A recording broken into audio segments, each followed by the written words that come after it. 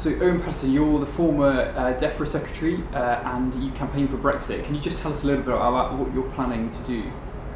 Yes, I was DEFRA Secretary, but on this particular issue, important, I was the shadow fishing minister a long time ago, way back in 2005, and I did a green paper on which we actually fought that election.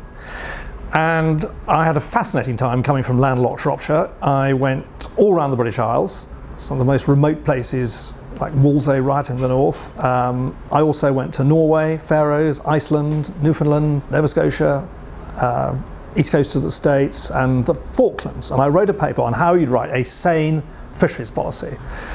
Because the common fisheries policy in an area of intense competition is almost certainly the winner of the most disastrous area of European government. It is a biological, environmental, economic and social disaster. We used to be net exporters of fish. This was a major industry generating wealth in some of our most remote coastal communities. Now we import fish. We've lost control of our own waters, so although we have something like 50% of the EU's total waters, they fish 75% of that. This has caused real damage to our coastal communities. It's also caused real damage to our marine environment because of the stupidity of the way in which our mixed fishery is managed. And the problem we have lots of different fish swimming around in the same pool of water, and it is impossible to deliver what the European system wants, which is to fulfill an exact quota of each species of fish. You cannot fish that accurately. I did see selective geared over 10 years ago in Manomet in the States, where you can improve, you can attempt to divide some fish up, but you will always have fish which are outside the quota, and at the moment they have to be discarded. So the result is absolutely disgusting. We throw back about 40% of the fish that's caught. That's probably 1 million tonnes a year. Nobody really knows. That fish goes dead to the bottom of the sea of no value at all. It actually counts as pollution. And the next major result of that is we don't know what's going on. So our scientists are effectively running blind because the data they work on is guaranteed to be completely inaccurate and absolutely guaranteed to be out of date. So it'll be a huge gain to our coastal communities when we take back full control. We can run our own regime. There's absolutely no point in, as I said, 2005, taking back control and running a repeat of the old CFP. We need to devise a new regime. I would suggest around effort control, where fishermen don't have quotas but are allocated time at sea. You should then make it mandatory to land absolutely everything.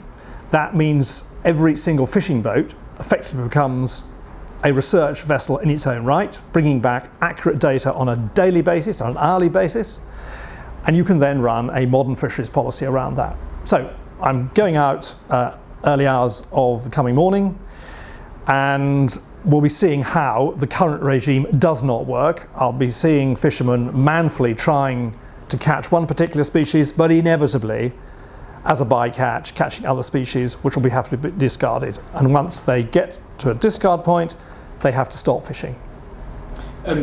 Theresa May's got her Chequers plan for what she wants to do with Brexit. Can you see any problems for fishing if we adopt her plan?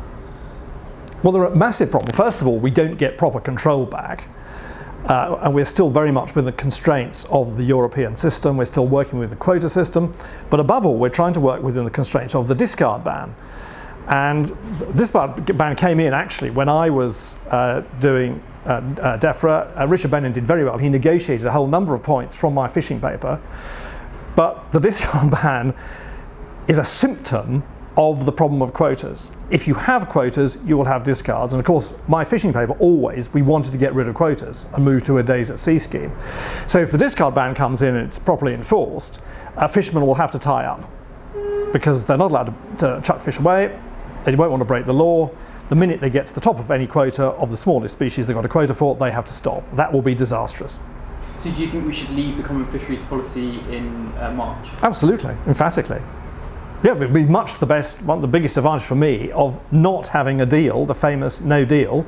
We could go to World Trade Organization terms, we could immediately take back control of our own waters, and we could immediately begin to run our own waters in a more sane manner. So is that what you're expecting to come out of the government's no deal papers, the section on fishing? Is that what you're imagining? Well, I'll read that with great interest. I don't know what's going to come out of it, because there's been sort of emerta. But I'm absolutely clear that it is absolutely pointless taking back control and repeating the CFP. It also doesn't serve any purpose to continue a transition, which is what we're looking at the moment, where effectively run on within the CFP. We'll continue to do damage to our marine environment. We will not be able to rebuild our fish stocks. We will not rebuild employment and wealth in our rural communities, our coastal communities. So just finally, what would you say to Theresa May about this? Very clear. We said we would take back control. The referendum result, 17.4 million people, was take back control. It's particularly egregious for fishing because we did have a successful industry. We did have a lot of employment in remote rural areas. We had a thriving marine environment. And we actually exported fish. That has all been reversed. It's not going to happen immediately, but we take back control and we begin to run our fisheries policy in a sane manner, in tune with nature, by some sort of days at sea scheme. Then we can rebuild those fish stocks, we can rebuild the employment, and we can bring prosperity back to some very remote rural communities.